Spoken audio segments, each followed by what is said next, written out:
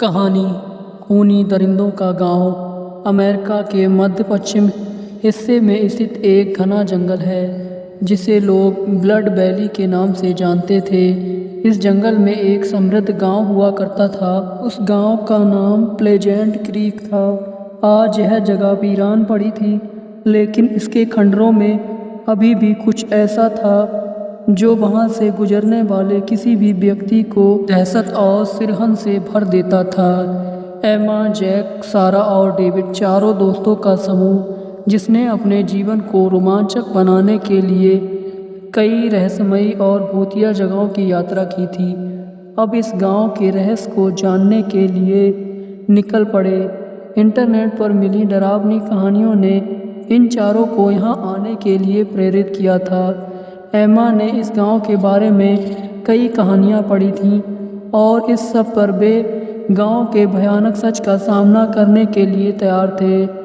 Pleasant creek कभी ऐसा एक खुशहाल और समृद्ध गांव हुआ करता था जहां के लोग शांतिपूर्ण जीवन जीते थे, लेकिन गांव के भीतर एक अंधकार छिपा हुआ था।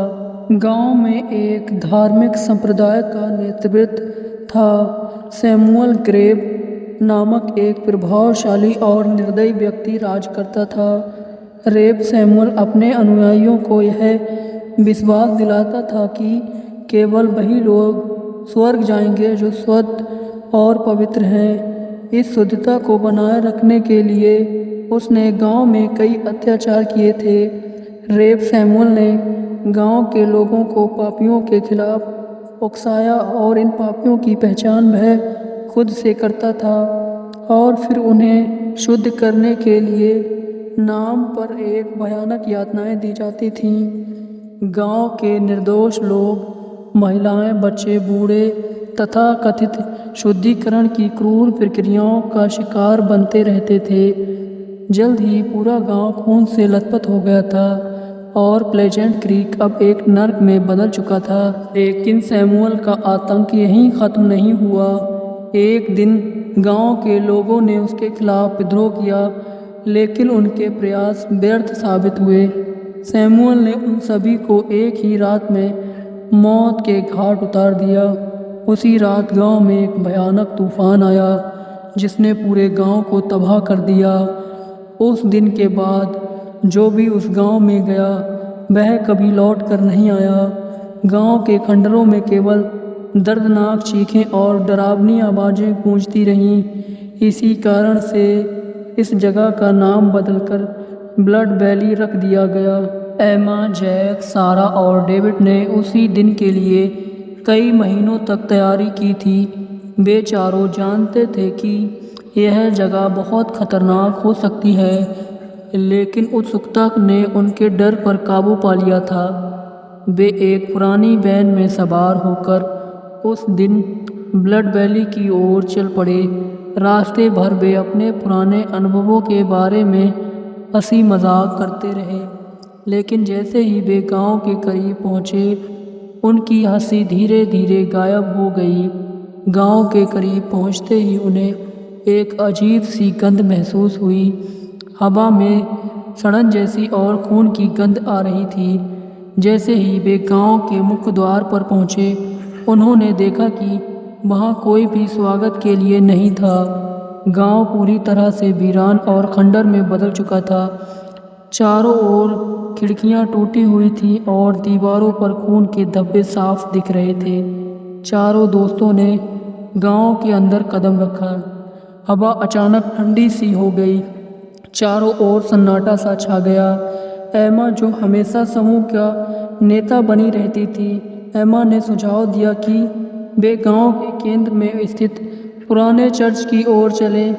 यह वही चर्च था जहां सैमुअल ग्रेव ने अपने अत्याचार किए थे। जैसे ही वह चर्च के पास पहुंचे उन्हें अंदर से किसी की हंसी की आवाज़ सुनाई दी।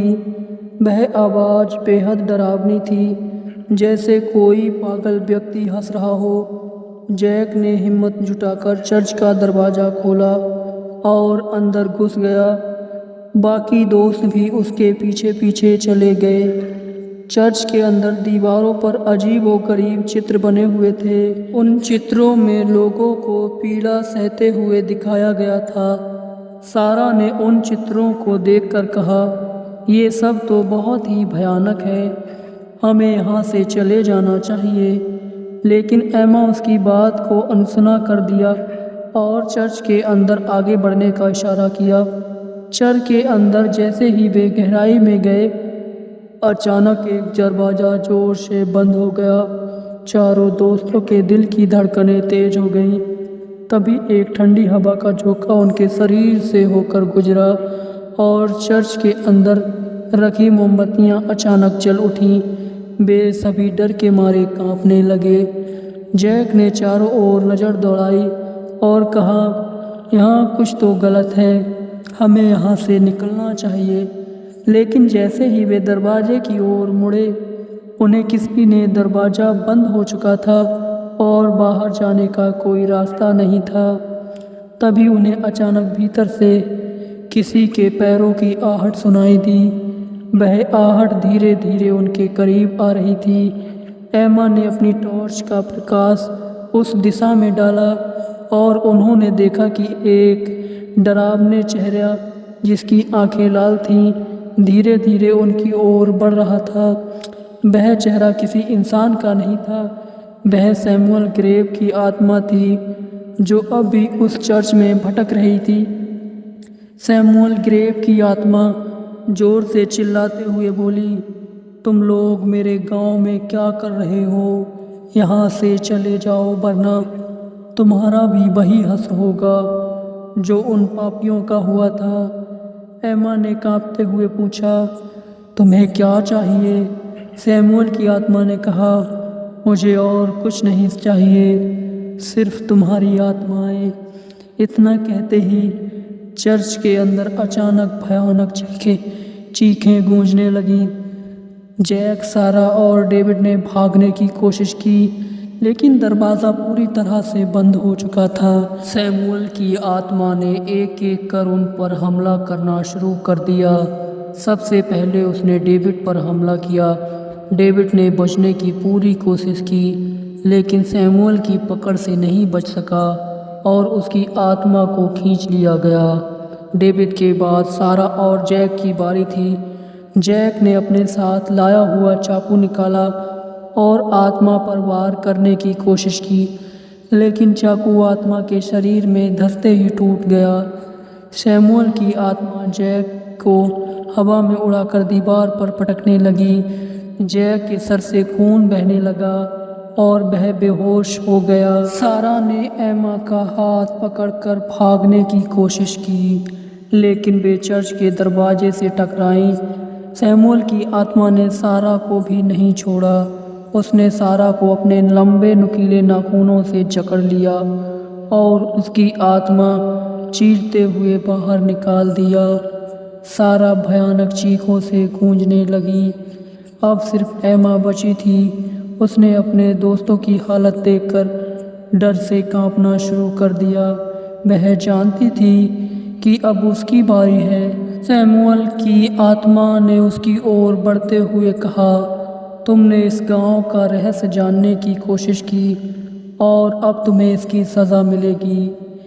एमा ने अपने बचने की आखिरी कोशिश तहत चर्च की दीवार पर लटका एक क्रॉस को उठा लिया और सैमुअल की आत्मा की ओर फेंक दिया। क्रॉस सैमुअल की शरीर से टकराया और एक भयानक आवाज़ के साथ सैमुअल की आत्मा चीख मारते हुए कहने लगी, तुमने मुझसे बचने की कोशिश की, लेकिन कोई भी इस शापित जगह से नहीं बच सकता।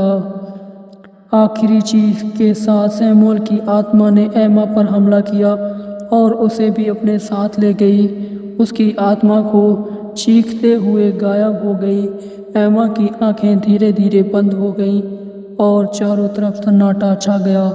दोस्तों, ये थी कहानी खूनी दरिंदों का गांव। कहानी आपको कैसी लगी कमेंट में ज़रूर बताएं। वीडियो को लाइक करें, चैनल को सब्सक्राइब करें। मिलते हैं एक और नई भूतिया कहानी के साथ। आपका दिन शुभ हो। शुभ रात्रि। धन्यवाद।